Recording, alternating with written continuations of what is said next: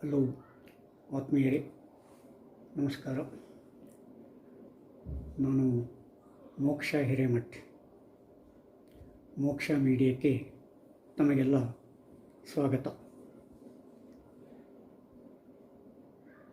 ಭಾಷೆ ಮನುಷ್ಯನ ಒಂದು ಪ್ರಮುಖ ಸಂಪರ್ಕ ಸಾಧನ. ಭಾಷೆಗಳನ್ನು ಅರ್ಥ ಮಾಡಿಕೊಳ್ಳದೆ ಮನುಷ್ಯ ಸಂಸ್ಕೃತಿಯನ್ನು ಮತ್ತು ನಾಗರಿಕತೆಯನ್ನು ಬೆಳೆಸಲಿಕ್ಕೆ ಊಹಿಸಲಿಕ್ಕೆ ಸಾಧ್ಯವೇ ಇಲ್ಲ. ಭಾಷೆ ಒಂದು ಜನಸಮುದಾಯದ ಸಂಸ್ಕೃತಿ, ಸಾಹಿತ್ಯ, ನಾಗರಿಕತೆ, ಅವರ ವರ್ತನೆ, ಅವರ ಶೋಧನೆಗಳು, ಸಂಶೋಧನೆಗಳು ಇತ್ಯಾದಿಗಳನ್ನು ದಾಖಲಿಸುತ್ತದೆ. ಇತ್ಯಾದಿಗಳನ್ನು ಅದು ಮುಂದಿನ ಪೀಳಿಗೆಗಳಿಗೆ ಕೊಂಡೊಯ್ಯುತ್ತದೆ. ಹೀಗಾಗಿ ಭಾಷೆ ಒಂದು ಅನಿವಾರ್ಯವಾದ ಅಂಗ. ಆದರೆ ನಾವು ಎಷ್ಟೋ ಭಾಷೆಗಳನ್ನು ಮಾತಾಡ್ತೀವಿ. ಆ ಭಾಷೆಗಳನ್ನು ಧ್ವನಿಗಳಲ್ಲಿ, ಶಬ್ದದಲ್ಲಿ ದಾಖಲಿಸಿರ್ತೇವೆ. ಆದರೆ ಅಕ್ಷರಗಳಲ್ಲಿ ದಾಖಲಿಸಿರ್ತಕ್ಕಂಥ ಭಾಷೆಗಳು ಕೆಲವು ಅಂತ ಹೇಳಬಹುದು. ಎಷ್ಟೋ ಭಾಷೆಗಳಿವೆ, ಆದರೆ ಅವಕ್ಕೆ ಲಿಪಿಗಳಿಲ್ಲ. ಲಿಪಿಗಳು ಇಲ್ಲದೆ ಭಾಷೆಗಳಿರ್ಬೋದು, ಆದರೆ ಭಾಷೆಗಳಿದ್ದಲ್ಲಿ ಲಿಪಿಯೇ ಇರಬೇಕಂತ ಏನಿಲ್ಲ. ಕೆಲವು ಭಾಷೆಗಳಿಗೆ ಲಿಪಿಯೇ ಇಲ್ಲ. ಲಿಪಿ ಇದ್ದರೆ ಭಾಷೆ ಇದ್ದೇ ಇರುತ್ತದೆ ಅಂತೇಳಿ ಸಾಮಾನ್ಯವಾಗಿ ನಾವು ಗ್ರಹಿಸುತ್ತೇವೆ. ಆದರೆ ಎಷ್ಟೋ ಭಾಷೆಗಳಿಗೆ ಲಿಪಿ ಇಲ್ಲ, ಆದರೆ ಆ ಭಾಷೆಗಳಿವೆ. ಉದಾಹರಣೆಗಾಗಿ ಕರ್ನಾಟಕ ರಾಜ್ಯದಲ್ಲಿರ್ತಕ್ಕಂಥ ಕೊಡವ ಭಾಷೆ, ಆ ಭಾಷೆ ಇದೆ, ಆದರೆ ಅದಕ್ಕೆ ಲಿಪಿ ಇಲ್ಲ. ಅದು ಕನ್ನಡದ ಲಿಪಿಯನ್ನೇ ಉಪಯೋಗಿಸಿಕೊಂಡು ತನ್ನ ಪಠ್ಯವನ್ನು ದಾಖಲಿಸ್ತಾ ಇದೆ.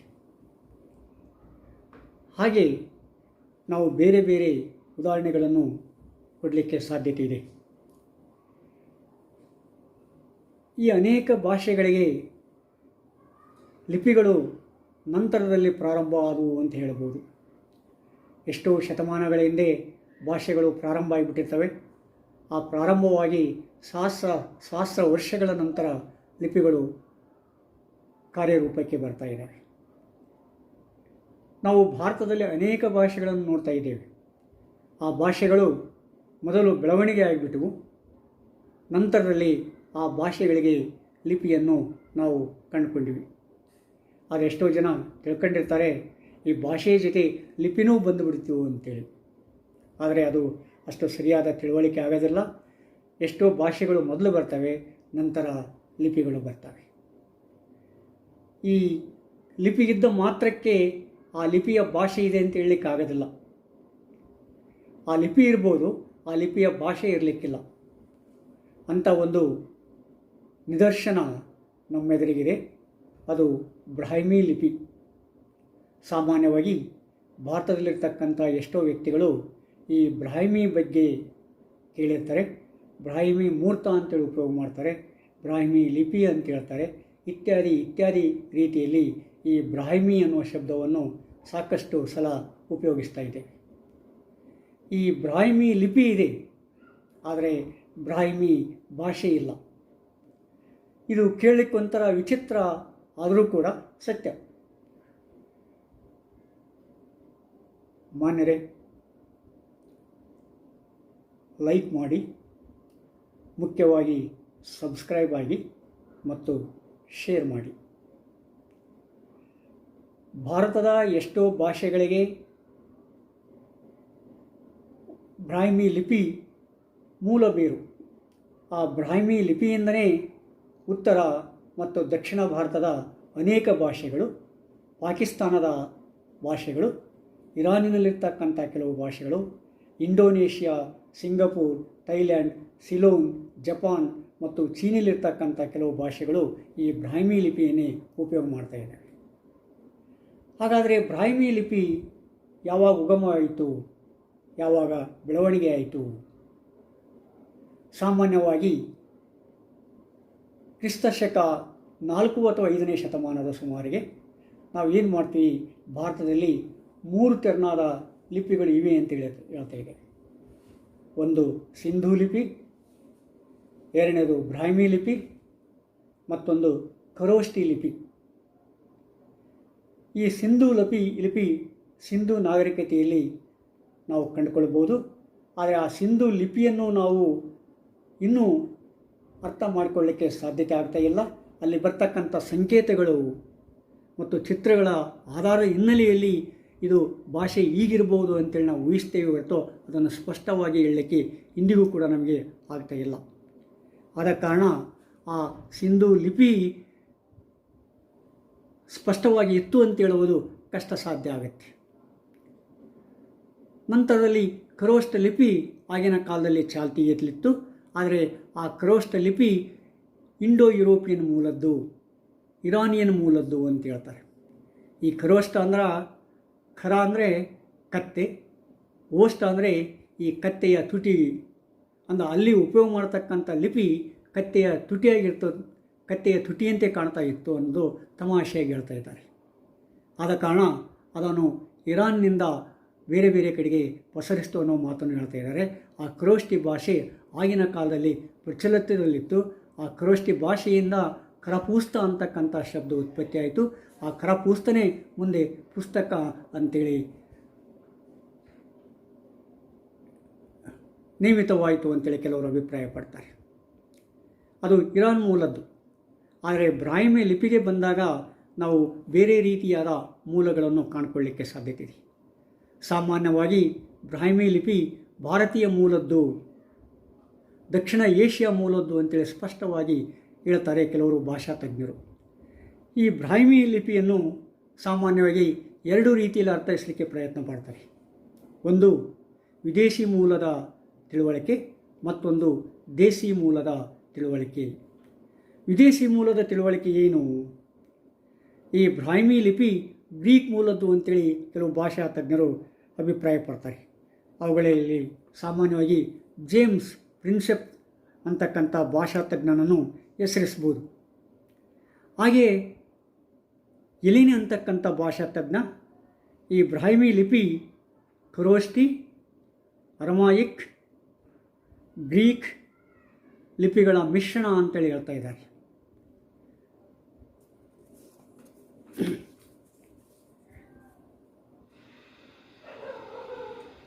ಟೆರೆನ್ ಡೆ ಲಾ ಕೂಸಿರ್ ಅಂತಕ್ಕಂಥ ವ್ಯಕ್ತಿ ಬ್ರಾಹ್ಮಿ ಲಿಪಿ ಚೈನಾ ಮೂಲದ್ದು, ಚಿತ್ರ ಮೂಲದ್ದು, ಇಟ್ ಈಸ್ ವಿಕ್ಟೋರಿಯಲ್ ಅನ್ನುವ ಅರ್ಥದಲ್ಲಿ ಹೇಳ್ತಾ ಇದ್ದಾರೆ. ಇನ್ನು ಕೆಲವರು ಬ್ರಾಹ್ಮಿ ಲಿಪಿ ಸಿಮೆಟಿಕ್ ಮೂಲದ್ದು, ಫಿನಿಷಿಯನ್ ರೂಪದ್ದು ಇತ್ಯಾದಿಯಾಗಿ ತಮ್ಮ ಅಭಿಪ್ರಾಯವನ್ನು ಪಡ್ತಾರೆ.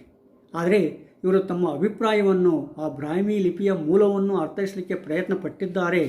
ಆದರೆ ಅವರು ವ್ಯಾಖ್ಯೆಯನ್ನು ಎಲ್ಲರೂ ಒಪ್ಪಿಕೊಳ್ಳಲಿಕ್ಕೆ ಸಾಧ್ಯತೆ ಆಗೋದಿಲ್ಲ. ಹೀಗಾಗಿ ಈ ವಿದೇಶಿ ಮೂಲದ ಲಿಪಿ ಅಂತಕ್ಕಂಥ ಮಾತನ್ನು ಎಷ್ಟೋ ಭಾಷಾ ತಜ್ಞರು ಒಪ್ಪಿಕೊಳ್ಳಲಿಕ್ಕೆ ಸಾಧ್ಯತೆ ಇಲ್ಲ, ಒಪ್ಪಿಕೊಳ್ಳೋ ಅವಶ್ಯಕತೆಯೂ ಇಲ್ಲ. ಆದ ಕಾರಣ ಅವ್ರು ಏನು ಮಾಡ್ತಾರೆ, ಈ ಬ್ರಾಹ್ಮಿ ಲಿಪಿ ದೇಶಿ ಮೂಲದ್ದು. ಅದರಲ್ಲಿ ಪ್ರಮುಖವಾಗಿ ನಾವು ಈ ದೇಶಿ ಮೂಲದ ಬ್ರಾಹ್ಮಿ ಲಿಪಿ ಅಂತ ಹೇಳಿದಾಗ ಅಲ್ಲಿ 2 ಕೌಲುಗಳನ್ನು ಕಂಡುಕೊಳ್ಬೋದು. ಕೆಲವರು ಇದು ಆರ್ಯ ಮೂಲದ್ದು ಅಂತ ಹೇಳ್ತಾರೆ, ಮತ್ತಿನ್ನತರು ದ್ರಾವಿಡ ಮೂಲದ್ದು ಅಂತ ಹೇಳ್ತಾರೆ. ಆರ್ಯರಿಂದನೇ ಬ್ರಾಹ್ಮಿ ಭಾಷೆ ಉಂಟಾಯಿತು ಅಂತೇಳಿ ಕೆಲವರು ಹೇಳಿದ್ರೆ, ದ್ರಾವಿಡದಿಂದನೇ ಈ ಬ್ರಾಹ್ಮಿ ಭಾಷೆ ಬಂತು ಅಂತ ಹೇಳ್ತಾರೆ. ಆದರೆ ಅಲ್ಲಿ ಕೂಡ ಈ ಜನಾಂಗೀಯ ತಿಳುವಳಿಕೆಯ ಹಿನ್ನೆಲೆಯಲ್ಲಿ ಅವರು ಬ್ರಾಹ್ಮಿ ಲಿಪಿಯನ್ನು ಅರ್ಥೈಸುವುದರಿಂದ, ವ್ಯಾಖ್ಯಾನಿಸುವುದರಿಂದ ಅದು ಈಗ ತಪ್ಪು ಅಂತೇಳಿ ಗೊತ್ತಾಗ್ತೈತಿ. ಯಾಕಂದರೆ ಆರ್ಯ ಮತ್ತು ದ್ರಾವಿಡ ಜನಾಂಗ ಇದ್ದಿಲ್ಲ. ಆದರೆ ಈ ವಿಂಧ್ಯ ಪರ್ವತದ ಕೆಳಗಿನ ಪ್ರದೇಶಗಳಿಗೆ ದ್ರಾವಿಡ ಅಂತಕ್ಕಂಥ ಮಾತು ಉಪಯೋಗ ಮಾಡ್ತಾಯಿದ್ರೆ ಹೊರತು ದ್ರಾವಿಡ ಜನಾಂಗ ಇಲ್ಲ. ಆರ್ಯ ಮತ್ತು ದ್ರಾವಿಡರ ನಡುವೆ ಆ ರೀತಿ DNA ಯಾವುದೇ ವ್ಯತ್ಯಾಸ ಇಲ್ಲ ಅನ್ನುವ ಮಾತನ್ನು ಈಗಿನ ಜೈವಿಕ ತಜ್ಞರು ಹೇಳ್ತಾ ಇದ್ದಾರೆ. ಹಾಗಾಗಿ ಈ ಆರ್ಯ ಮತ್ತು ದ್ರಾವಿಡ ಮೂಲ ಅಂತಕ್ಕಂಥ ಮಾತೇನಿದೆಯಲ್ಲ ಅದು ಕೂಡ ತನ್ನ ತೇಜಸ್ಸನ್ನು ಕಳ್ಕೊಂಡ್ಬಿಟ್ಟಿದೆ ಇತ್ತೀಚೆಗೆ. ಎಸ್ಪೆಷಲಿ ವಿಶೇಷವಾಗಿ ಅಲೆಕ್ಸಾಂಡರ್ ಮತ್ತು ಕನ್ನಿಂಗ್ಹ್ಯಾಮ್ ಅಂತಕ್ಕಂಥವರು ಆರ್ಯ ಮೂಲದ್ದು ಅಂತ ಹೇಳಿದರೆ, ಎಡ್ವರ್ಡ್ ಥಾಮಸ್ ಮತ್ತು TS ಸುಬ್ರಹ್ಮಣ್ಯ ಅಂತಕ್ಕಂಥ ಭಾಷಾ ತಜ್ಞರು ಇದು ದ್ರಾವಿಡ ಮೂಲದ್ದು ಅಂತ ಹೇಳ್ತಾರೆ. ಆರ್ಯ ಮೂಲ ದ್ರಾವಿಡ ಮೂಲ ಅನ್ನೋದಕ್ಕಿಂತ ಈ ಬ್ರಾಹ್ಮಿ ಭಾಷೆ ಭಾರತ ಮೂಲದ್ದು ಅಂತೇಳಿ ಘಂಟಾಘೋಷವಾಗಿ ಹೇಳಲಿಕ್ಕೆ ಸಾಧ್ಯತೆ ಇದೆ. ಯಾಕಂದರೆ ಬ್ರಾಹ್ಮಿ ಲಿಪಿ ತನ್ನದೇ ಆದ ವಿಶಿಷ್ಟತೆಯಿಂದ ಭಾರತೀಯ ಭಾಷೆಗಳಿಗೆ ಮೂಲ ಲಿಪಿಯಾಗಿ ಕೆಲಸ ಮಾಡ್ತಾಯಿದೆ, ಕಾರ್ಯನಿರ್ವಹಿಸ್ತಾ ಇದೆ. ಭಾರತದಲ್ಲಿ ಅನೇಕ ಭಾಷೆಗಳಿವೆ. ಆ ಅನೇಕ ಭಾಷೆಗಳ ಬರವಣಿಗೆಯ ಮೂಲ ಈ ಬ್ರಾಹ್ಮಿ ಲಿಪಿಯಾಗಿದೆ. ಆದ ಕಾರಣ ಈ ಬ್ರಾಹ್ಮಿ ಲಿಪಿಯನ್ನು ಭಾರತದ ಮೂಲ ಲಿಪಿ ಅಂತ ಹೇಳಲಿಕ್ಕೆ ಸಾಧ್ಯತೆ ಇದೆ. ವಿಶೇಷವಾಗಿ ಈ ಬ್ರಾಹ್ಮಿ ಲಿಪಿ ಕ್ರಿಸ್ತಪೂರ್ವ 3ನೇ ಶತಮಾನದಲ್ಲಿ ಪ್ರಾರಂಭವಾಯಿತು ಅಂತ ಹೇಳ್ತಾರೆ. ಅದು ಹಿಂದೆನೂ ಇರ್ಬೋದು, ಆದರೆ 3ನೇ ಶತಮಾನದಿಂದ ಅದರ ಗುರುತನ್ನು ನಾವು ಕಾಣ್ಬೋದು, ಗ್ರಹಿಸ್ಬೋದು ಅನ್ನೋ ಮಾತನ್ನು ಕೆಲವರು ಹೇಳ್ತಾ ಇದ್ದಾರೆ. ಈ ಬ್ರಾಹ್ಮಿ ಲಿಪಿ ಮತ್ತು ಇನ್ನೂ ಬೇರೆ ಬೇರೆ ಕಥೆಗಳಿದ್ದಾವೆ. ಬ್ರಹ್ಮನನ್ನು ಅರ್ಥ ಮಾಡಿಕೋಸ್ಕರ ಈ ಬ್ರಾಹ್ಮಿ ಲಿಪಿಯನ್ನು ಉಪಯೋಗಿಸ್ತಾ ಅಂತ ಹೇಳ್ತಾರೆ. ಈ ಬೌದ್ಧರು ಈ ಬ್ರಾಹ್ಮಿ ಲಿಪಿನ ಉಪಯೋಗ ಮಾಡಿಕೊಂಡು ಪಾಲಿ ಭಾಷೆಯ ಮೂಲಕ ಬೌದ್ಧ ಧರ್ಮವನ್ನು ಪ್ರಚಾರ ಮಾಡ್ತಾರೆ. ಹಾಗೆಯೇ ಜೈನರು ಏನು ಮಾಡ್ತಾರೆ, ಈ ಪ್ರಾಕೃತ ಭಾಷೆಯನ್ನು ಉಪಯೋಗಿಸಿ ಅದನ್ನು ಬ್ರಾಹ್ಮಿ ಭಾಷೆಯಲ್ಲಿ ಬರೆದು ಆ ಜೈನ ಧರ್ಮವನ್ನು ಪ್ರಚಾರ ಮಾಡೋದಕ್ಕೋಸ್ಕರ ಈ ಬ್ರಾಹ್ಮಿ ಲಿಪಿಯನ್ನು ಉಪಯೋಗಿಸ್ತಾರೆ. ಅಂದರೆ ಬ್ರಾಹ್ಮಿ ಭಾಷೆ ಇಲ್ಲ, ಬ್ರಾಹ್ಮಿ ಲಿಪಿ ಇದೆ. ಆ ಲಿಪಿಯನ್ನು ಉಪಯೋಗಿಸಿ ಪ್ರಾಕೃತ ಭಾಷೆಯಲ್ಲಿ ಬರಿಬೋದು, ಪಾಲಿ ಭಾಷೆಯಲ್ಲಿ ಬರಿಬೋದು ಅನ್ನೋದು ಅಷ್ಟೇ ಸ್ಪಷ್ಟ. ಆಗ ಚಲಾವಣೆಯಲ್ಲಿದ್ದಕ್ಕಂಥ ಬೌದ್ಧ ಮತ್ತು ಜೈನ ಮತಗಳು ಏನು ಮಾಡ್ತವೆ, ಈ ಬ್ರಾಹ್ಮಿ ಲಿಪಿಯನ್ನು ಉಪಯೋಗಿಸಿ ಪಾಲಿ ಮತ್ತು ಪ್ರಾಕೃತ ಭಾಷೆಗಳಲ್ಲಿ ತಮ್ಮ ಧರ್ಮವನ್ನು, ತಮ್ಮ ಉಪದೇಶಗಳನ್ನು ಜನರಿಗೆ ಪಸರಿಸ್ತವೆ.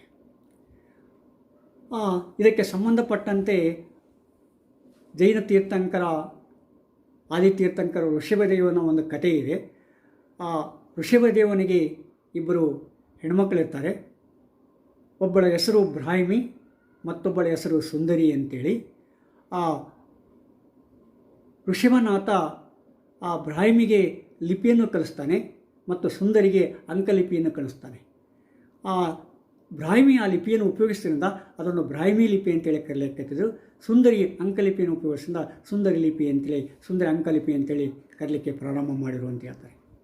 ಈ ಕತೆ ಎಷ್ಟು ಸತ್ಯನೋ ಸುಳ್ಳನೋ ಅದು ಬೇರೆ ವಿಷಯ. ಭಾಷಾ ತಜ್ಞರು ತಮಾಷೆಗಾಗಿ ಈ ಕಥೆಯನ್ನು ಒಪ್ಕೊಳ್ಬೋದು, ಆದರೆ ಅದನ್ನೇ ನಿಜವಾದದ್ದು ಅಂತ ಹೇಳಲಿಕ್ಕೆ ಭಾಳ ಕಷ್ಟ ಆಗುತ್ತೆ. ಆದರೆ ಒಂದು ಮಾತು ಮಾತ್ರ ಸತ್ಯ, ಜೈನರು ಕೂಡ ಬ್ರಾಹ್ಮಿ ಲಿಪಿಯನ್ನು ಉಪಯೋಗಿಸಿದರು ಅನ್ನುವುದನ್ನು ನಾವು ಒಪ್ಪಿಕೊಳ್ಳಬೇಕಾಗುತ್ತೆ. ಆ ಬ್ರಾಹ್ಮಿ ಲಿಪಿಯ ಬೆಳವಣಿಗೆಯಲ್ಲಿ ಜೈನರ ಪಾಲು ಕೂಡ ಇದೆ ಅನ್ನೋದು ಅಷ್ಟೇ ಸತ್ಯ ಕೂಡ ಆಗುತ್ತೆ. ನಾವು ಸಾಮಾನ್ಯವಾಗಿ ಬ್ರಾಹ್ಮಿ ಲಿಪಿಯನ್ನು ಅಶೋಕನ ಕಾಲದಲ್ಲಿ ಉಪಯೋಗವಾದನ್ನು ಹೆಚ್ಚಿಗೆ ಕಾಣ್ತಾ ಇದ್ದೇವೆ. ಅಶೋಕನೇ ಬ್ರಾಹ್ಮಿ ಲಿಪಿಯನ್ನು ಮೊಟ್ಟ ಮೊದಲಿಗೆ ಉಪಯೋಗ ಮಾಡಲಿಕ್ಕೆ ಪ್ರಾರಂಭ ಮಾಡಿದಂತ ಹೇಳಿದ್ರೂ ತಪ್ಪೇನಿಲ್ಲ ಅಂತ ಅನಿಸ್ಬಿಡುತ್ತೆ. ಯಾಕಂದರೆ ಅಲ್ಲಿಯವರೆಗೆ ನಮಗೆ ಯಾವುದೇ ನಿದರ್ಶನಗಳು ಸಿಗ್ತಾ ಇಲ್ಲ. ಅಶೋಕ ಆಗಿರ್ತಕ್ಕಂಥ ಮತಗಳನ್ನು ತ್ಯಜಿಸಿ ಈ ಬೌದ್ಧ ಧರ್ಮಕ್ಕೆ ಮತಾಂತರ ಆದ ಮೇಲೆ ಅವನು ಪಾಲಿ ಭಾಷೆಯನ್ನು ಉಪಯೋಗ ಮಾಡ್ತಾನೆ. ಆ ಪಾಲಿ ಭಾಷೆಯನ್ನು ಬ್ರಾಹ್ಮಿ ಲಿಪಿಯಲ್ಲಿ ದಾಖಲಿಸ್ತಾನೆ. ಆಗ ಅವನು ಬೇರೆ ಬೇರೆ ದೇಶಗಳಿಗೆ ಆ ಮತ ಪ್ರಚಾರಕ್ಕಾಗಿ ಶಿಲಾಶಾಸನಗಳನ್ನು ಕೊರೆಸ್ತಾನೆ. ಆ ಶಿಲಾಶಾಸನಗಳನ್ನು ಬ್ರಾಹ್ಮಿ ಭಾಷೆಯಲ್ಲಿ ಕೊರೆಸ್ತಾನೆ. ಹೀಗಾಗಿ ಏನಾಗುತ್ತೆ, ಅಶೋಕನಿಂದನೇ ಈ ಬ್ರಾಹ್ಮಿ ಭಾಷೆ, ಬ್ರಾಹ್ಮಿ ಲಿಪಿ ಬೆಳವಣಿಗೆ ಆಯಿತು ಅಂತೇಳಿ ಹೇಳ್ತಾರೆ. ಈ ಅಶೋಕನ ಮೊದಲು ಆ ಲಿಪಿ ಇತ್ತಂತ ಹೇಳಲಿಕ್ಕೆ ಸಾಧ್ಯತೆ ಇಲ್ಲ. ಯಾಕಂದರೆ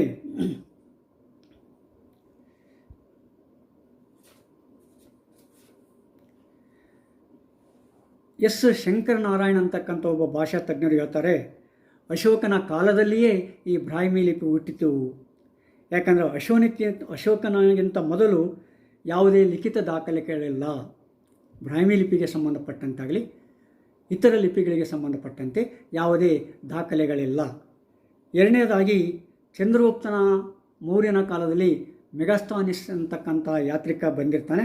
ಆ ಯಾತ್ರಿಕ ಹೇಳ್ತಾನೆ, ಇಲ್ಲಿನ ಭಾರತದ ಜನರಿಗೆ ಬರವಣಿಗೆಯೇ ಗೊತ್ತಿರಲಿಲ್ಲ ಅನ್ನುವ ಮಾತನ್ನು ಹೇಳ್ತಾನೆ. ಬೌದ್ಧ ಭಿಕ್ಕುಗಳಿಗೆ ಬುದ್ಧ ಏನು ಮಾಡ್ತಾನೆ, ಪಾಲಿ ಭಾಷೆಯಲ್ಲಿಯೇ ಉಪದೇಶ ಮಾಡ್ತಾನೆ. ಆದರೆ ಅವನು ಧ್ವನಿ ಮೂಲಕವಾಗಿ, ಶಬ್ದದ ಮೂಲಕವಾಗಿ ಅದನ್ನು ಉಪದೇಶಿಸ್ತಾನೆ ಹೊರತು ಅದನ್ನು ಲಿಪಿಯ ಮೂಲಕ ಅಲ್ಲ ಆದ ಕಾರಣ ಈ ಬುದ್ಧನ ಕಾಲದಲ್ಲಿ ಪಾಲಿ ಭಾಷೆ ಬಳಕೆಯಲ್ಲಿತ್ತು, ಆದರೆ ಬ್ರಾಹ್ಮಿ ಲಿಪಿ ಇದ್ದಿಲ್ಲ. ಹೀಗಾಗಿ ಅಶೋಕ ಬಂದ ನಂತರ ಆ ಬ್ರಾಹ್ಮಿ ಲಿಪಿಯನ್ನು ಉಪಯೋಗಿಸಿ ಆ ಪಾಲಿ ಭಾಷೆಯನ್ನು ಬ್ರಾಹ್ಮಿ ಲಿಪಿಯಲ್ಲಿ ದಾಖಲಿಸಿ ಅದನ್ನು ಜಗತ್ತಿನ ಬೇರೆ ಬೇರೆ ಕಡೆಗೆ ಕೊಂಡೊಯ್ತಾನೆ ಅನ್ನುವ ಮಾತನ್ನು ಹೇಳ್ತಾರೆ. ಎಸ್ ಶಂಕರನಾರಾಯಣ್ ವ್ಯಕ್ತಪಡಿಸತಕ್ಕಂಥ ಅಭಿಪ್ರಾಯ ಸರಿಯಾದ ಅಭಿಪ್ರಾಯ ಅಂತ ಅನಿಸುತ್ತೆ. ಯಾಕಂದರೆ ಅವರು ಆಧಾರಪೂರ್ವಕವಾಗಿ ಭಾರತೀಯ ಹಿನ್ನೆಲೆಯಲ್ಲಿ, ಆ ಭಾರತೀಯ ಇತಿಹಾಸದ ಹಿನ್ನೆಲೆಯಲ್ಲಿ ಅವರು ಅದನ್ನು ಮುಂದಿಟ್ಟಿದ್ದಾರೆ. ಹೀಗಾಗಿ ಈ ಶಂಕರನಾರಾಯಣರು ಹೇಳಿರ್ತಕ್ಕಂಥ ಮಾತನ್ನು ನಾವು ಒಪ್ಪಿಕೊಳ್ಳಬೇಕಾಗತ್ತೆ. ಅಶೋಕನ ಕಾಲದಲ್ಲಿ ಈ ಬ್ರಾಹ್ಮಿ ಲಿಪಿ ಭಾಳ ಪ್ರಾಮುಖ್ಯತೆಯನ್ನು ಪಡೆಯಿತು. ಯಾಕಂದರೆ ಆಗಿನ ಕಾಲದಲ್ಲಿ ಎಷ್ಟೋ ಭಾಷೆಗಳಿದ್ದು, ಆದರೆ ಆ ಭಾಷೆಗಳಿಗೆ ಲಿಪಿ ಇದ್ದಿಲ್ಲ. ಇದಕ್ಕೆ ಸಂಸ್ಕೃತ ಕೂಡ ಹೊರತಾಗಿದ್ದಿಲ್ಲ. ಆ ಪಾಲಿ ಭಾಷೆ, ಪ್ರಾಕೃತ ಭಾಷೆ, ಮಾಗಧಿ ಭಾಷೆ, ಅರ್ಧ ಮಾಗಧಿ ಭಾಷೆ, ಅಪಭ್ರಂಶ ಭಾಷೆ ಇತ್ಯಾದಿ ಭಾಷೆಗಳು ಆಗಿನ ಕಾಲದಲ್ಲಿ ಬಳಕೆಯಲ್ಲಿದ್ದು, ಆದರೆ ಅವುಗಳಿಗೆ ಯಾವಕ್ಕೂ ಲಿಪಿ ಇದ್ದಿಲ್ಲ. ಬ್ರಾಹ್ಮಿ ಭಾಷೆ ಇದ್ದಿಲ್ಲ, ಆದರೆ ಬ್ರಾಹ್ಮಿ ಲಿಪಿಯನ್ನು ಅಶೋಕ ಬೆಳವಣಿಗೆ ಮಾಡಿ ತನ್ನ ಪ್ರತಿಭೆಯನ್ನು ವ್ಯಕ್ತಪಡಿಸಿದ ಅಂತೇಳಿ ಘಂಟಾಘೋಷವಾಗಿ ಹೇಳ್ಬೋದು. ಅಶೋಕನ 18 ಶಾಸನಗಳು ಸಾಮಾನ್ಯವಾಗಿ ನಮಗೆ ಲಭ್ಯವಿವೆ. ಆ 18 ಶಾಸನಗಳಲ್ಲಿ 9 ಶಾಸನಗಳನ್ನು ಶಿಲಾಶಾಸನಗಳನ್ನು ಅವನು ಕರ್ನಾಟಕ ಪ್ರಾಂತದಲ್ಲಿಯೇ ಕೊರೆಸಿದ್ದಾನೆ ಅನ್ನುವ ಮಾತು ಅಷ್ಟೇ ಸತ್ಯ ಆಗುತ್ತೆ. ಈ ಕರ್ನಾಟಕ ಪ್ರಾಂತದಲ್ಲಿರ್ತಕ್ಕಂಥ, ಆಗಿನ ಕಾಲದಲ್ಲಿ ಆಂಧ್ರ ಕೂಡ ಕರ್ನಾಟಕ ಪ್ರಾಂತದ ಒಂದು ಭಾಗವಾಗಿತ್ತು. ಉತ್ತರ ಭಾರತದ ಕೆಲವು ಭಾಗಗಳು ಕೂಡ ಕರ್ನಾಟಕದ ಭಾಗವಾಗಿದ್ದವು. ಹೀಗಾಗಿ ಆ ಕರ್ನಾಟಕ ಪ್ರಾಂತ್ಯ ಅನ್ನೋ ಹೆಸರಿನಿಂದ ನಾವು ಅದನ್ನು ಗುರುತಿಸಬೇಕಾಗಿದೆ. ಆ ಕರ್ನಾಟಕ ಪ್ರಾಂತದಲ್ಲಿರ್ತಕ್ಕಂಥ ಸನ್ನತಿ, ಕಲ್ಲತ್ತಿ, ಗುಲ್ಬರ್ಗ, ರಾಯಚೂರು ಜಿಲ್ಲೆಯ ಮಸ್ಕಿ ಮತ್ತು ಕೊಪ್ಪಳ ಜಿಲ್ಲೆಯ ಗವಿಸಿದ್ದೇಶ್ವರ ಮಠದಲ್ಲಿ ಈ ಅಶೋಕನ ಶಿಲಾಶಾಸನಗಳನ್ನು ನಾವು ಇಂದಿಗೂ ಕೂಡ ಕಾಣಬಹುದು. ಹೀಗಾಗಿ ಅಶೋಕನ 9 ಶಾಸನಗಳನ್ನು ನಾವು ಕರ್ನಾಟಕ ಪ್ರಾಂತದಲ್ಲಿಯೇ ಕಾಣ್ತಾ ಇದ್ದೇವೆ. ಯಾಕಂದರೆ ಕರ್ನಾಟಕ ಪ್ರಾಂತ ಆಗಿನ ಕಾಲದಲ್ಲಿ ಅಷ್ಟು ಪ್ರಾಮುಖ್ಯತೆಯನ್ನು ಪಡೆದಿತ್ತು. ಹೀಗಾಗಿ ಯಾರೇ ಒಂದು ಪ್ರಚಾರ ಮಾಡಿದರೂ ಕೂಡ, ಮತ ಪ್ರಚಾರಕ್ಕೆ ಬಂದರೆ ಅವರು ಕರ್ನಾಟಕವನ್ನೇ ತಮ್ಮ ಮೂಲ ಸ್ಥಾನವಾಗಿ ಉಪಯೋಗ ಮಾಡ್ತಾಯಿದ್ರು. ಆ ಹಿನ್ನೆಲೆಯಲ್ಲಿ ಕರ್ನಾಟಕದಲ್ಲಿ ಅವರು ತಮ್ಮ ಲಿಪಿಯನ್ನು, ತಮ್ಮ ಭಾಷೆಯನ್ನು ಉಪಯೋಗಿಸ್ತಾ ಇದ್ದರು ಅನ್ನುವುದನ್ನು ನಾವು ಅಶೋಕನ ಬ್ರಾಹ್ಮಿ ಶಿಲಾಶಾಸನಗಳಿಂದ ಕಂಡುಕೊಳ್ಬೋದು.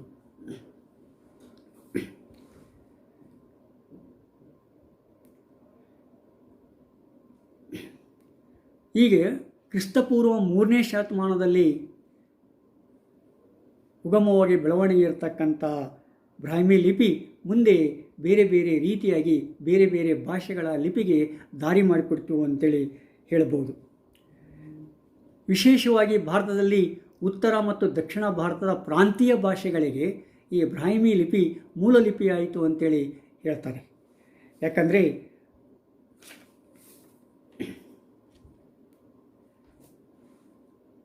ಗುಪ್ತನ ಕಾಲದವರೆಗೂ ಕೂಡ ಈ ಪ್ರಾದೇಶಿಕ ಭಾಷೆಗಳಿಗೆ ಯಾವುದೇ ಲಿಪಿ ಇದ್ದಿಲ್ಲ. ಅದು ಕನ್ನಡ ಇರಬಹುದು, ತಮಿಳು ಇರಬಹುದು, ಸಂಸ್ಕೃತ ಇರಬಹುದು, ಇನ್ನು ಇತ್ಯಾದಿ ಭಾಷೆಗಳಿರ್ಬೋದು. ಆ ಭಾಷೆಗಳಿಗೆ ತಮ್ಮದೇ ಆದ ಸ್ವಂತ ಲಿಪಿಗಳಿಲ್ಲ ಅಂತಕ್ಕಂಥ ಮಾತನ್ನು ಭಾಷಾ ತಜ್ಞರು ಹೇಳ್ತಾರೆ. ಆದರೆ ಆ ಗುಪ್ತನ ಕಾಲದಲ್ಲಿ ಏನಾಯಿತು, ಈ ಬ್ರಾಹ್ಮಿ ಲಿಪಿ 3 ಕವಲಾಯಿತು ಅಂತ ಹೇಳ್ತಾರೆ. ಉತ್ತರ ಭಾರತದಲ್ಲಿ ಒಂದು ಸಿದ್ಧ ಲಿಪಿ, ಇನ್ನೊಂದು ಶಾರದಾ ಲಿಪಿ, ಮತ್ತೊಂದು ನಗರಿ ಲಿಪಿ ಅಂತೇಳಿ.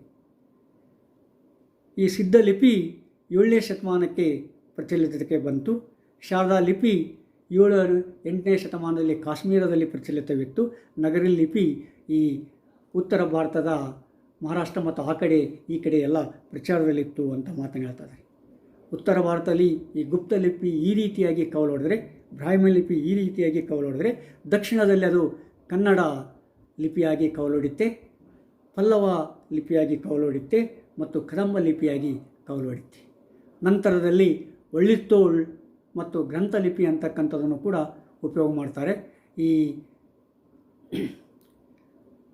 ದಕ್ಷಿಣದಲ್ಲಿ ನಾವು ಸಾಮಾನ್ಯವಾಗಿ ಕ್ರಿಸ್ತಶಕ 4ನೇ ಶತಮಾನದಲ್ಲಿ ಈ ಕನ್ನಡ ಶಿಲಾಶಾಸನ ಕಾಣ್ತಾ ಇದ್ದೀವಿ. ತಾಳಗುಂದದ ಶಿಲಾಶಾಸನ ಇರ್ಬೋದು, ಹಲ್ಮಿಡಿ ಶಿಲಾಶಾಸನಗಳಲ್ಲಿ ನಾವು ಸ್ಪಷ್ಟವಾಗಿ ಈ ಕನ್ನಡದ ಶಾಸನವನ್ನು ನೋಡ್ತಾ ಇದ್ದೇವೆ, ಆ ಕನ್ನಡದ ಲಿಪಿಗಳನ್ನು ನೋಡ್ತಾ ಇದ್ದೇವೆ. ಆ ಕನ್ನಡದ ಲಿಪಿಗಳು ಈ ಬ್ರಾಹ್ಮಿ ಲಿಪಿಯಿಂದ ಉಗಮವಾದವು, ಬೆಳವಣಿಗೆಯನ್ನು ಪಡೆದುಕೊಂಡವು, ರೂಪವನ್ನು ಪಡೆದುಕೊಂಡವು ಅಂತೇಳಿ ಹೇಳ್ಬೋದು. ನಂತರದಲ್ಲಿ ಈ ಕನ್ನಡ ಲಿಪಿಯಾಗಿ ಆಯಿತು. ಪಲ್ಲವ ತಮಿಳುನಾಡಿನ ಕಡೆಗೆ ಪ್ರಯಾಣ ಬೆಳೆಸಿತು. ಕದಂಬ ಕನ್ನಡ ಮತ್ತು ತೆಲುಗು ಭಾಷೆಯ ಲಿಪಿಯಾಗಿ ಉಪಯೋಗ ಆಗ್ತಿತ್ತು. ನಂತರದಲ್ಲಿ ಕದಂಬ ಕನ್ನಡದ ಲಿಪಿಯಾಯಿತು. ನಂತರದಲ್ಲಿ ತೆಲುಗು ಬೇರೆ ರೀತಿಯ ಲಿಪಿಯಾಯಿತು. ನಂತರದಲ್ಲಿ ಗ್ರಂಥ ನಗರಿ ಲಿಪಿ ನಾಗರಿ ಲಿಪಿ ಆಯಿತು, ದೇವನಾಗರಿ ಲಿಪಿ ಆಯಿತು, ಗ್ರಂಥ ಲಿಪಿ ಆಯಿತು. ಅದನ್ನೇ ಸಂಸ್ಕೃತದ ಲಿಪಿಯಾಗಿ ಪರಿಗಣಿಸಿದರು. ಒಳಿತ್ತೋಳು ತಮಿಳು ಲಿಪಿಯಾಗಿ ಪ್ರಾರಂಭವಾಯಿತು.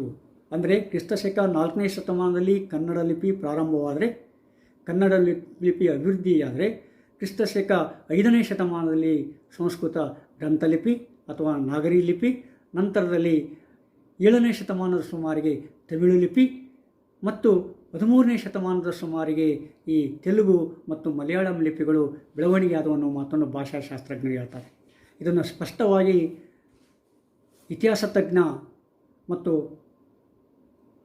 ಇತಿಹಾಸ ತಜ್ಞರಾಗಿರ್ತಕ್ಕಂಥ ಷಡಾಕ್ಷರ ಶೆಟ್ಟರ್ ಸ್ಪಷ್ಟವಾಗಿ ಅಭಿಪ್ರಾಯಿಸ್ತಾರೆ. ಅಂದರೆ ಈ ತಮಿಳಾಗಲಿ ಸಂಸ್ಕೃತವಾಗಲಿ ಆಗ ಅವರಿಗೆ ಈ ಲಿಪಿಯನ್ನು ಉಪಯೋಗ ಮಾಡುವ ಅವಶ್ಯಕತೆ ಇದ್ದಿಲ್ಲ. ಯಾಕಂದರೆ ಅವರು ಮಾತಿನಿಂದ ಮಾತಿಗೆ ತಮ್ಮ ಅನುಭವಗಳನ್ನು, ತಮ್ಮ ಜ್ಞಾನವನ್ನು ಆ ಶ್ಲೋಕಗಳ ಮೂಲಕ ಪೀಳಿಗೆಯಿಂದ ಪೀಳಿಗೆಗೆ ಸಾಗಿಸ್ತಾ ಇದ್ದರು, ಪೀಳಿಗೆಯಿಂದ ಪೀಳಿಗೆ ಪರಿಚಯಿಸ್ತಾ ಇದ್ದರು. ಮತ್ತು ಈ ಬೇರೆಯವರ ಮೂಲಕ ಇದನ್ನೇನಾದರೂ ದಾಖಲಿಸಿಬಿಟ್ರೆ ಅದು ಕೆಟ್ಟವರ ಕೈಯಲ್ಲಿ ಸಿಕ್ಕು ಅದು ಕೆಟ್ಟು ಹೋಗುತ್ತೆ, ಭ್ರಷ್ಟವಾಗುತ್ತಂತಕ್ಕಂಥ ಭಯದಿಂದ ಕೂಡ ಅವರು ಮಾತಿನ ಮೂಲಕವೇ ತಮ್ಮ ಅನುಭವಗಳನ್ನು, ತಮ್ಮ ಜ್ಞಾನವನ್ನು ಪೀಳಿಗೆಗೆ ಪರಿಚಯಿಸಿದರೆ ಹೊರತು ಲಿಪಿಯ ಅವಶ್ಯಕತೆಯೇ ಅವರಿಗೆ ಅನಿಸಲಿಲ್ಲ. ಹೀಗಾಗಿ ಆಗಿನ ಕಾಲದಲ್ಲಿ ಲಿಪಿಯನ್ನು ಅವರು ಅಷ್ಟು ಗಂಭೀರವಾಗಿ ಪರಿಗಣಿಸಲಿಲ್ಲ. ಯಾವಾಗ ಬುದ್ಧ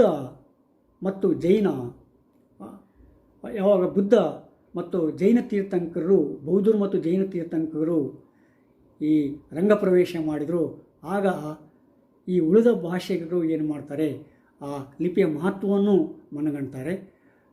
ಈ ಬೌದ್ಧರು ಪಾಲಿ ಭಾಷೆಯನ್ನು ಉಪಯೋಗಿಸಿ, ಬ್ರಾಹ್ಮಿ ಲಿಪಿಯನ್ನು ಉಪಯೋಗಿಸಿ ಪಾಲಿ ಭಾಷೆಯಲ್ಲಿ ದಾಖಲಿಸಿದರೆ, ಈ ಜೈನರು ಪ್ರಾಕೃತ ಭಾಷೆಯನ್ನು ಬ್ರಾಹ್ಮಿ ಲಿಪಿಯಲ್ಲಿ ಉಪಯೋಗಿಸ್ತಾರೆ. ಹೀಗಾಗಿ ಅವರು ತಮ್ಮ ಧರ್ಮ ಪ್ರಚಾರಕ್ಕಾಗಿ ಈ ಬ್ರಾಹ್ಮಿ ಲಿಪಿಯನ್ನು ಉಪಯೋಗಿಸ್ತಾರೆ. ಅದನ್ನು ಕಂಡುಕೊಂಡಿರ್ತಕ್ಕಂಥ ಇತರ ಮತಗಳು ಕೂಡ ಏನು ಮಾಡ್ತವೆ, ಆವಾಗ ತಮ್ಮದೇ ಆದ ಲಿಪಿಯನ್ನು ಹುಟ್ಟುಹಾಕ್ತವೆ, ತಮ್ಮದಾದ ಲಿಪಿಯನ್ನು ಬೆಳೆಸ್ತವೆ. ಈ ಹಿನ್ನೆಲೆಯಲ್ಲಿ ನಾವು ಏನು ಮಾಡಬೇಕಾಗುತ್ತೆ, ಈ ಬ್ರಾಹ್ಮಿ ಲಿಪಿಯನ್ನು ಅರ್ಥ ಮಾಡಿಕೊಳ್ಬೇಕಾಗ್ತದೆ. ಅಂದರೆ ಒಂದು ಮಾತು ಮಾತ್ರ ಸ್ಪಷ್ಟ, ಇಂದಿಗೂ ಕೂಡ ಬ್ರಾಹ್ಮಿ ಲಿಪಿ ಭಾರತದ ಲಿಪಿ ಅಂತ ಹೇಳ್ಬೋದು. ಈಗಲೂ ಕೂಡ ಈ ಜಪಾನ್ ದೇಶದಲ್ಲಿ ಒಂದು ಭಾಷೆ ಇದೆ, ಆ ಭಾಷೆಯ ಹೆಸರು ಕಾನಾ ಭಾಷೆ ಅಂತೇಳಿ. ಆ ಕಾನಾ ಭಾಷೆಯ ನಿಘಂಟನ್ನು, ಅಂದರೆ ಕಾನಾ ಭಾಷೆ ಡಿಕ್ಷನರಿಯನ್ನು ಈ ಬ್ರಾಹ್ಮಿ ಲಿಪಿಯಲ್ಲಿ ಬರೆದಿದ್ದಾರೆ. ಅಂದರೆ ಆಗಿನ ಕಾಲದಲ್ಲಿ ಬ್ರಾಹ್ಮಿ ಲಿಪಿ ಜಪಾನ್ ಮತ್ತು ಚೀನಾಗಳಲ್ಲಿ ಕೂಡ ಪಸರಿಸಿತ್ತು, ಪಾಕಿಸ್ತಾನದಲ್ಲಿ ಕೂಡ ಪಸರಿಸಿತ್ತು, ಇರಾನ್ನಲ್ಲಿ ಕೂಡ ಇತ್ತು. ನಂತರದಲ್ಲಿ Thailand, Indonesia, Burma, Singapore, Ceylon ಇತ್ಯಾದಿ ದೇಶಗಳಲ್ಲಿ, ಕಾಂಬೋಡಿಯಾ ಇತ್ಯಾದಿ ದೇಶಗಳಲ್ಲಿ ಕೂಡ ನಾವು ಈ ಬ್ರಾಹ್ಮಿ ಲಿಪಿಯನ್ನು ಕಂಡುಕೊಳ್ತೀವಿ. ಅಂದರೆ ಎಲ್ಲೆಲ್ಲಿ ಅಶೋಕ ತನ್ನ ಸಾಮ್ರಾಜ್ಯವನ್ನು ವಿಸ್ತರಿಸಿದ್ನೋ, ಆ ಸಾಮ್ರಾಜ್ಯವನ್ನು ವಿಸ್ತರಿಸಿದಲ್ಲೆಲ್ಲ ಮತ್ತು ಆ ಸಾಮ್ರಾಜ್ಯವನ್ನು ದಾಟಿ ಕೂಡ ಅವನು ಬೌದ್ಧ ಧರ್ಮದ ಪ್ರಚಾರಕ್ಕಾಗಿ ಈ ಪಾಲಿ ಭಾಷೆಯನ್ನು ಬ್ರಾಹ್ಮಿ ಲಿಪಿಯಲ್ಲಿ ದಾಖಲಿಸಿ ಅವನು ಆ ಧರ್ಮವನ್ನು ಪ್ರಚಾರ ಮಾಡ್ತಾನೆ. ಅಷ್ಟೇ ಅಲ್ಲ, ಪಾಲಿ ಭಾಷೆಗೆ ಮತ್ತು ಬ್ರಾಹ್ಮಿ ಲಿಪಿಗೆ ಒಂದು ಮಹತ್ವವನ್ನು ಒದಗಿಸಿಕೊಡ್ತಾನೆ. ಹೀಗಾಗಿ ಈ ಬ್ರಾಹ್ಮಿ ಲಿಪಿ ಭಾರತದ ಉತ್ತರ ಮತ್ತು ದಕ್ಷಿಣ ಪ್ರಾಂತಗಳ ಎಲ್ಲ ಪ್ರಾದೇಶಿಕ ಭಾಷೆಗಳ, ಎಲ್ಲ ಪ್ರಮುಖ ಭಾಷೆಗಳ ಮೂಲ ಬೇರು ಅಂತ ಹೇಳ್ಬೋದು. ಅಂದರೆ ಈ ಎಲ್ಲ ಪ್ರದೇಶಗಳ, ಎಲ್ಲ ಪ್ರಾಂತಗಳ ಮುಖ್ಯ ಭಾಷೆಗಳಾಗಲಿ ಅಥವಾ ಇನ್ನಿತರ ಭಾಷೆಗಳಾಗಲಿ ತಮ್ಮ ಲಿಪಿಗಳನ್ನು ಬ್ರಾಹ್ಮಿ ಲಿಪಿಯಿಂದ ಅಭಿವೃದ್ಧಿ ಪಡ್ಕೊಂಡಿವೆ, ಬ್ರಾಹ್ಮಿ ಲಿಪಿಯಿಂದ ರೂಪವನ್ನು ಪಡೆದುಕೊಂಡಿವೆ. ಅದನ್ನು ರೂಪ ಪಡೆದುಕೊಂಡು ತಮ್ಮದೇ ರೀತಿಯಲ್ಲಿ ನಂತರ ದಿನಮಾನಗಳಲ್ಲಿ ಬೆಳವಣಿಗೆ ಮಾಡಿದು ಅಂತಕ್ಕಂಥ ಮಾತು ಅಷ್ಟೇ ಸತ್ಯ ಅಂತ ಹೇಳ್ಬೋದು. ಈ ಹಿನ್ನೆಲೆಯಲ್ಲಿ ಬ್ರಾಹ್ಮಿ ಲಿಪಿ ನಮಗೆ ಭಾಳ ಪ್ರಾಮುಖ್ಯವಾದ ಲಿಪಿ ಆಗುತ್ತೆ. ಆದ ಕಾರಣ ಯಾವುದೇ ಒಂದು ಭಾರತೀಯ ಭಾಷೆಯ ಲಿಪಿಯನ್ನು ಅರ್ಥ ಮಾಡಿಕೊಳ್ಬೇಕಾದ್ರೆ ನಾವು ಮೂಲವಾಗಿ ಈ ಬ್ರಾಹ್ಮಿ ಲಿಪಿಯನ್ನು ಅರ್ಥ ಮಾಡಿಕೊಳ್ಬೇಕಾಗ್ತದೆ. ಈ ಹಿನ್ನೆಲೆಯಲ್ಲಿ ಸಾಕಷ್ಟು ಅಧ್ಯಯನಗಳಾಗ್ತಾ ಇದ್ದಾವೆ. ಇನ್ನೂ ಅಧ್ಯಯನಗಳು ಮುಂದುವರಿದ್ದಾವೆ. ಹೊಸ ಹೊಸ ಅಧ್ಯಯನಗಳು ಆದಂಗೆಲ್ಲ, ಹೊಸ ಹೊಸ ವಿಷಯಗಳು ಗೊತ್ತಾದಂಗೆಲ್ಲ ಮತ್ತೆ ಬ್ರಾಹ್ಮಿ ಲಿಪಿ ತನ್ನ ಮೂಲವನ್ನು, ತನ್ನ ಬೇರನ್ನು ವಿಸ್ತರಿಸ್ತಾ ಹೋಗ್ತಾ ಇದೆ. ಹೀಗಾಗಿ ಬ್ರಾಹ್ಮಿ ಲಿಪಿ ಭಾರತದ ಭಾಷೆಗಳ ಮೂಲ ಲಿಪಿ ಅಂತ ಕೈ ಎತ್ತಿ ಹೇಳ್ಬೋದು. ಆತ್ಮೀಯರೇ, ಲೈಕ್ ಮಾಡಿ, ಮುಖ್ಯವಾಗಿ ಸಬ್ಸ್ಕ್ರೈಬ್ ಆಗಿ ಮತ್ತು ಶೇರ್ ಮಾಡಿ. ಮತ್ತೆ ಮುಂದಿನ ಕಥಾನಕದಲ್ಲಿ ಭೇಟಿಯಾಗೋಣ. ನಮಸ್ಕಾರ.